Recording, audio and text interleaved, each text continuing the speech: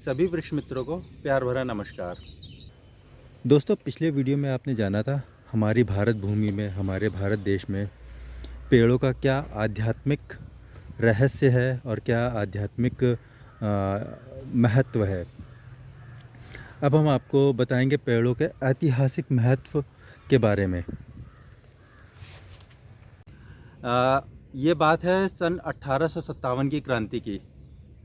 कानपुर में एक ऐसा पेड़ हुआ करता था जिसको बूढ़ा बरगद कहा जाता है।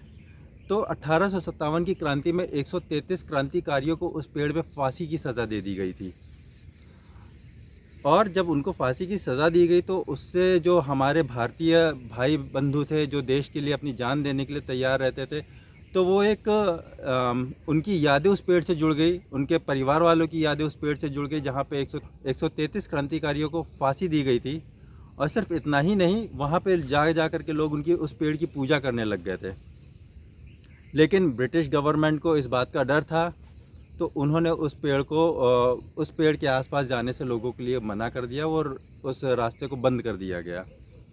फिर ऐसे ही एक हमारे प्रयागराज में इमली का पेड़ हुआ करता था, जहाँ पर 56 क्रांतिकारियों को एक साथ फांसी दी गई थी। ये हुआ था कुछ 1858 के टाइम पे, क्योंकि जो 1857 की क्रांति थी ये काफ़ी लंबे समय तक चली थी, तो वहाँ पे 56 क्रांतिकारियों को सज़ा दे दी गई थी। ऐसे ही हमारे फतेहपुर में एक पेड़ हुआ करता था, इमली का पेड़ हुआ करता था, उसको बावनी इमली कहा जाता था।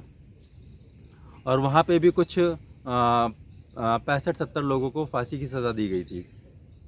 सिर्फ इतना ही नहीं, इन सब के अलावा जब हमारे फ्रीडम फाइटर चंद्रशेखर आज़ाद जी को जिस पेड़ के नीचे गोली लगी थी, जिस पेड़ के नीचे उन्होंने अपना प्राण त्याग दिए थे, उस पेड़ को अंग्रेज़ सरकार ने रातों रात कटवा दिया, सिर्फ इस डर से कि अब चंद्रशेखर आज़ाद के जाने के बाद उनकी जो यादें हैं उस पेड़ से जुड़ जाएंगी। लोगों का जो एक आध्यात्मिक दृष्टिकोण जो था लोगों का उस पेड़ से जुड़ जाता, और इसीलिए उन्होंने रातों रात उस पेड़ को कटवा दिया। लेकिन उसके बावजूद भी एक फ्रीडम फाइटर रही हैं दुर्गा भाभी, उन्होंने रातों वहीं पे जा कर के दूसरा पेड़ लगा दिया। तो इस तरह से पेड़ों के महत्व हमारे देश में क्या है कि एक दूसरे जो हमारी संस्कृति है, जो हमारी हिस्ट्री है, उसके थ्रू कुछ यादें लगा दी जाती हैं पेड़ों के थ्रू। जैसे चंद्रशेखर आज़ाद का पेड़ आज भी प्रयागराज में स्थित है, जो दुर्गा भाभी ने लगाया हुआ था। प्रयागराज में जो मैं इमली के पेड़ की बात कर रहा हूँ वो भी स्थित है, जहाँ पे कई सारे क्रांतिकारियों को फांसी दी गई थी। कानपुर का जो मैं बूढ़ा बरगद की बात कर रहा हूँ, वो अपने समय के हिसाब से इतना ज़्यादा बूढ़ा हो चुका था कि वो सूख गया, टूट गया। लेकिन अभी वहाँ पर एक स्मारक बना दिया गया, फूलबाग नाम से वो पूरा पार्क है, और उस पार्क में आज भी लोग जाते हैं और शहीदों को श्रद्धांजलि देते हैं। तो दोस्तों, ये कुछ पेड़ ऐसे थे जहाँ से हमारे जो देश के दुश्मन हैं, जो डरते थे, जो पसंद नहीं करते थे इन चीज़ों को, कि हम सब लोग इस आध्यात्म से जुड़े हुए हैं।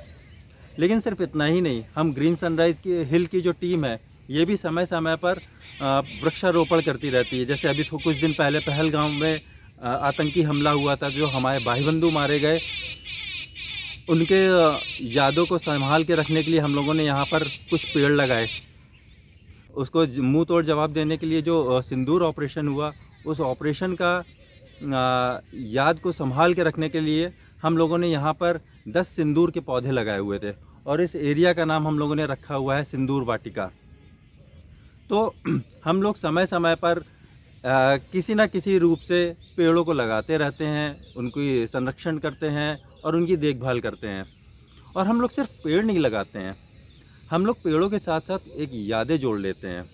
कोई अपने एनिवर्सरी में पेड़ लगाता है, कोई अपने प्रियजनों की पुण्यतिथि में पेड़ लगाता है, कोई अपने बच्चे के फर्स्ट बर्थडे में या बच्चे के बर्थडे में पेड़ लगाता है। तो ऐसे समय समय पर हम लोगों ने बहुत सारी यादें इस पहाड़ी से जोड़ रखी है। और जब कोई मास प्लांटेशन होता है तो इतना हंसी मजाक के साथ हम लोग काम करते हैं कि बहुत सारे हसीन पल जो होते हैं वो अपने आप उस कैमरे में उस पल में कैद हो जाते हैं, और वो अपने एक नया यादगार पल बनाते हैं। तो ग्रीन सनराइज़ हिल में हम सिर्फ पेड़ नहीं लगाते हैं, साथ में कुछ यादें भी बोते हैं। आप भी हमारे साथ जुड़ करके पेड़ लगाइए और अपनी कुछ सुनहरी यादों को जोड़िए और हमेशा के लिए उन यादों को जीवंत कर दीजिए। हमारे साथ जुड़े रहने के लिए थैंक यू सो मच।